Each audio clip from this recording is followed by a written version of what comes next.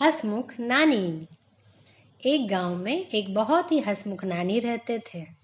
नानी गांव की बाकी औरतों से बहुत ही अलग थे। कभी गुस्सा नहीं करते थे। नानी अपने घर में अकेले ही रहते थे। उनके घर में ज्यादा कुछ नहीं था, लेकिन जो भी था टूटा फूटा था। लेकिन नानी फिर भी बहुत खुश रहते थे। कभी किसी बात की शिकायत नहीं करते थे, लेकिन वो सारा समय कुछ ना कुछ काम करती रहती थी। कभी खुद का कुछ काम ना हो तो आस पड़ोस में जाके सबकी मदद करती थी, और बदले में लोग उसे खाना खिलाते थे और उसकी देखभाल करते थे। थोड़े दिनों बाद सर्दियों का मौसम आने वाला था। नानी ने सोचा, सर्दियों में मुझे लकड़ियों की जरूरत पड़ेगी। दूसरे दिन सुबह उठ के नानी लकड़ियां लेने के लिए जंगल की ओर निकल पड़े। थोड़ी दूर पहुंचते ही नानी को एक गड्ढा दिखाई दिया। नानी ने ध्यान से देखा तो उसमें एक मटकी पड़ी हुई थी। नानी ने आसपास देखा कि ये मटकी किसकी है, लेकिन वहां पर कोई नहीं था।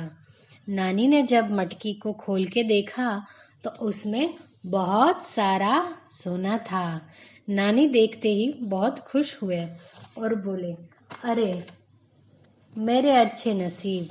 फिर जब नानी ने मटका उठाया तो बहुत भारी था। उन्होंने आसपास देखा और लकड़ियां जमा की और उन लकड़ियों की गाड़ी बनाई और उसको एक रस्सी से बांध के खींचते हुए अपने घर की ओर जाने लगे। रास्ते में वो सोचने लग गई कि अब इस सोने का वो क्या करेगी। वो सोचने लगे, इस सोने को बेच के मैं एक बहुत बड़ा घर बनाऊंगी और उसमें एक अच्छी सी बड़ी सी कुर्सी लगाऊंगी और उसमें बैठ के मैं सुकून से रोज चाय पीऊंगी। लेकिन थोड़े दूर चल के वो मटकी को खींचते हुए थक गए। थोड़ा रुक के मटकी खोल के देखा तो ये क्या, अब सोने की जगह उसमें चांदी है। लेकिन फिर भी नानी तो खुश है और वापस वो मटकी को खींचते हुए अपने घर की ओर चलने लगे और फिर सोचे कि कोई बात नहीं, इस चांदी से भी एक छोटा सा घर तो बन ही सकता है। वो चांदी बेच के एक छोटा सा घर बनाएंगे और उसमें एक कुर्सी लगाएंगे। थोड़ी दूर जाके फिर थक गए।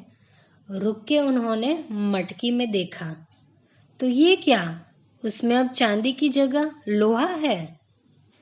लेकिन फिर भी नानी खुश है और वापस से मटकी को अपने घर की ओर खींचते हुए चल पड़े। थोड़ा दूर तक चल के वापस से थक गए। पीछे मुड़ के देखा तो अब मटकी की जगह एक बहुत बड़ा पत्थर है।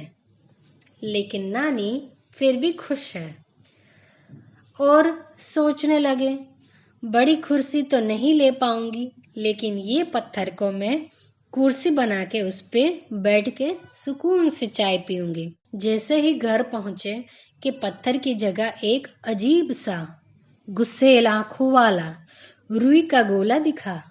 नानी उसको देख के भी खुश है। अरे मेरा सुंदर सा पालतू जानवर, इसको मैं अपने साथ रखूंगी। फिर वो रुई का गोला बोला, अरे तुम्हें गुस्सा नहीं आया?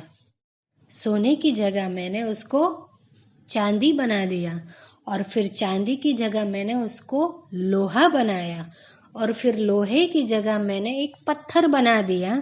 फिर भी तुम खुश हो?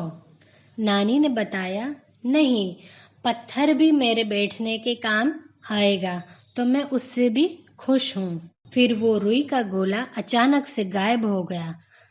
नानी जैसे ही घर में गए तो उन्होंने देखा कि वहां पे टेबल पर एक मटके में लोहा पड़ा हुआ था, और जब चाय बनाने के लिए रसोई में गए तो वहां पे दो मटकियां पड़ी हुई थी, जिसमें एक में सोना और दूसरी में चांदी था। नानी बहुत खुश हो गए और अपना एक अच्छा सा घर बनाया और उसमें एक बड़ी सी कुर्सी भी रखवाई।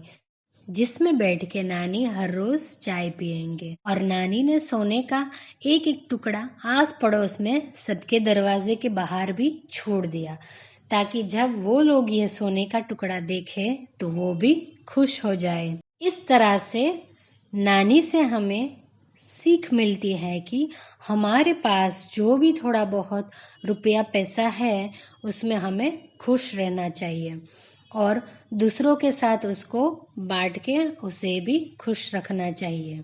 और अंत में ये भी सिखाती है कि निराशा को कैसे अवसरों में बदल के चीज़ों को दूसरे नज़रिए से देखना चाहिए।